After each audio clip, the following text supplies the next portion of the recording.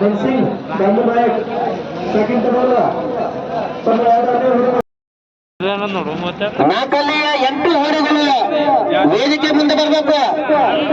ಮತ್ತೆ ರೈತ ಬಂಧುಗಳಲ್ಲಿ ವಿನಂತಿ ಏನಂದ್ರೆ ತಮ್ಮ ಹೋರಿಯ ಕೋಡುಗಳಿರ್ತದ ಕೊಂಬೆಣಸು, ಲಾಕೆಟ್ಟು, ಬಹು ಒಳಗಿರ್ತ ಪಾಟೀಲ್ 4, ನೀಲಪ್ಪ ಕನಗೊಂಡ ಕೋರೆ 5, ಶ್ರೀಶೈಲ್ ಸುರೇಶ್ ಕರ್ವೆ 6, ಚಂದ್ರಕಾಂತ್ ಕಲ್ಲಪ್ಪ ಅಗಸಾರ 7, ಚಿದಾನಂದ್ ಶಿವಗೊಂಡ್ ಚನ್ಗೊಂಡ 8